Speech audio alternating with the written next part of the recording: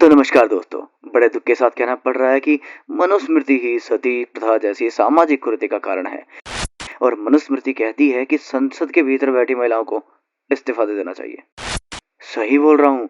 और इस सत्य को समझने के लिए आज हम बात करेंगे हमारी दीदी निर्देश जी के बारे में। और दीदी की कुछ विषम विकट शंकाओं का समाधान करेंगे। तो आइए दीदी की समस्याएं सुनते हैं। चैप्टर 1 दीदी सती और स्मृति। आज अगर मनुस्मृति की बात कर रहे हैं तो मनुस्मृति की बात करते ही इस देश के अंदर औरतों को सती होना पड़ेगा। तो मनुस्मृति लागू हुई तो मतलब कौन लागू कर रहा है, कब, कैसे, किस प्रोसेस से, ये किसी को नहीं पता। पर चलिए, ये मेरा विषय नहीं है। विषय ये है कि दीदी ने शायद इस विषय पर कभी कुछ पढ़ा ही नहीं है। क्या है ना, पीछे बुक शेल्फ की जगह वॉलपेपर लगाना पड़ रहा है। काश उसकी जगह रियल बुक्स रख ली होती तो शायद कुछ पढ़ भी लेती। पर कोई बात नहीं, आज हम पढ़ लेते हैं। मनुस्मृति कहती है वेदो अखिलो धर्मो मूलम, अर्थात धर्म का मूल वेद है। तो अगर कहीं कंफ्यूजन हो तो वेद देख लेने चाहिए। ऋग्वेद 10:18-8, हे विधवा नारी, तू इस मृत को छोड़कर जीवित पति को प्राप्त हो। अच्छा, अगर मनुस्मृति विधवाओं को सती होने का आदेश देती तो मनुस्मृति के 9वें अध्याय में ऐसा क्यों लिखा होता? या पत्या व परित्यक्ता विधवा व स्वेच्छया उत्पादयेत पुनर्भूत्वा साय पुनर्भव उच्यते। जो पति के द्वारा छोड़ी गई विधवा अपनी इच्छा से दूसरे पुरुष की पत्नी बनकर जो उससे पुत्र उत्पन्न करती है, उस पुत्र को पुनर्भव कहते हैं। और मनुस्मृति 5:155 पर मेधातिथि का भाष्य भी कुछ और ही कहता है। As in the case of man, so in that of woman also suicide is forbidden. When the widow happens to have a very strong desire for the results accruing from the act of suicide, it is open to her to disobey the prohibition of it and kill herself. But in doing so, she cannot be regarded as acting according to the scriptures. From this, it is clear that the act of killing herself after her husband is clearly forbidden for the woman. यानी सती practice allowed नहीं थी, बल्कि clearly forbidden बताई गई है।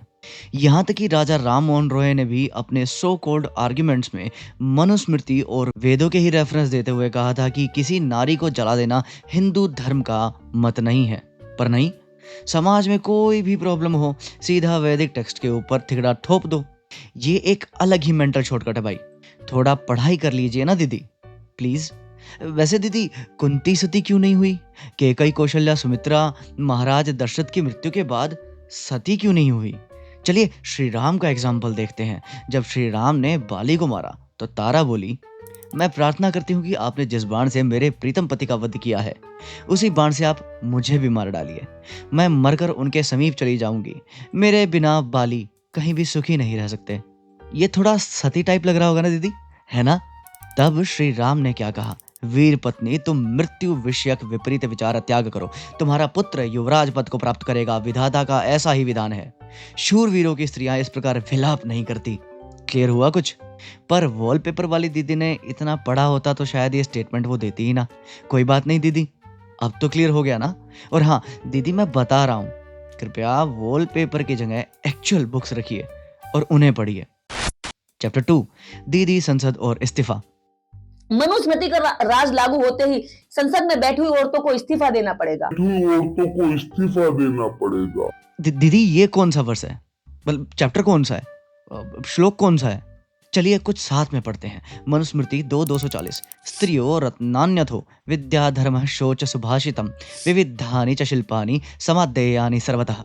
उत्तम गुणवती स्त्री, नाना प्रकार के रत्न, उत्तम विद्या, धर्माचरण, तन मन स्थान आदि की पवित्रता, श्रेष्ठ भाषण और नाना प्रकार के शिल्प विद्या अर्थात विज्ञान और कारीगरी सब देशों तथा सब मनुष्यों से ग्रहण कर ले। स्त्री सब सीख सकती है, पर संसद जाते ही रेजिग्नेशन। रामायण ही देख लो, माता कौशल्या मंत्रविद है, देवी तारा मंत्रविद है, कैकेयी भी मंत्रविद है। राजमाता बन सकती है, राज्य के कार्यों में सलाह दे सकती है।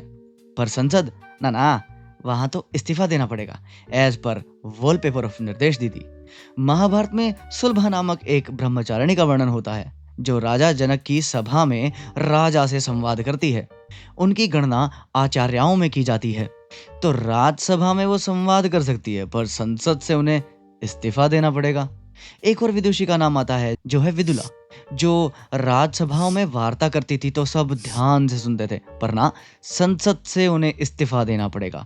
और ये सब ऋषिकाएं गार्गी, मैत्री, लोपमुद्रा, अपाला, घोषा, रोमशा, विश्वारा, कात्यायनी, भार्गवी, वाक, यामी, शची, देवयानी, सावित्री, अनुसुईया, अरुंधति, कद्रू, वेदों में इनके नाम आते हैं एज ऋषिकाएं।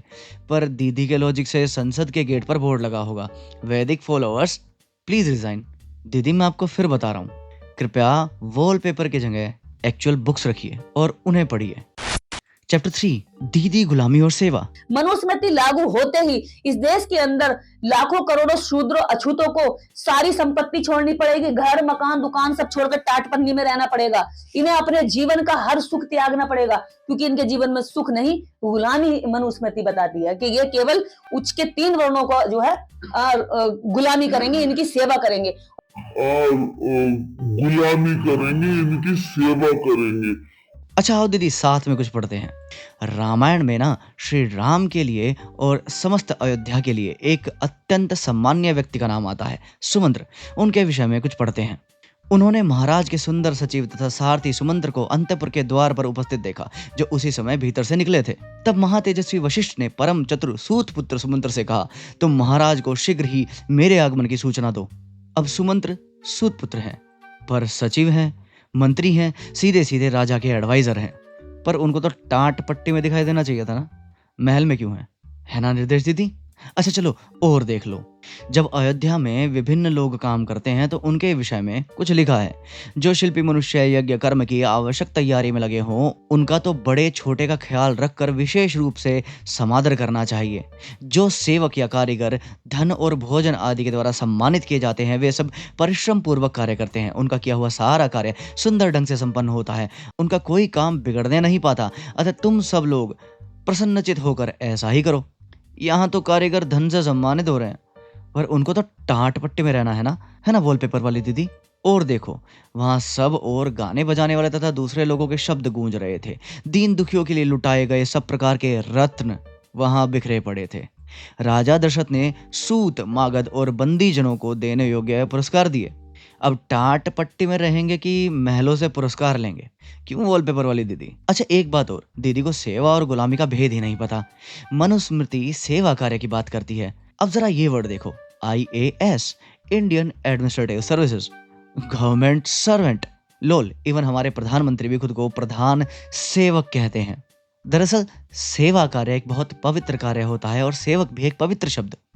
दीदी मैं बता रहा हूँ, वॉलपेपर हटा के एक्चुअल बुक्स रखिए। चैप्टर 4, क्षत्रिय और दीदी। जितने देश के अंदर क्षत्रिय हैं, इन्हें सब सरकारी नौकरियों से इस्तीफा देना पड़ेगा। इन्हें केवल हाथ में तलवार लेके इनको जाकर के युद्ध वगैरह करने पड़ेंगे। तो देश के अंदर जितनी जो मिसाइलें बनाई है, जो आधुनिक टेक्नोलॉजी के जो यंत्र बनाए हुए हैं आज हम लोगों ने जो खरीदे, वो सब छोड़ करके क्षत्रियों को सेना पर खड़ा करना, सीमाओं पर खड़ा करना पड़ेगा। इन्हें सब सरकारी नौकरी से इस्तीफा देना पड़ेगा। हे प्रभु, हे हरि राम कृष्ण जगन्नाथ। क्षत्रिय राज धर्म निभाते हैं दीदी। मनुस्मृति 7:2 पढ़ते हैं।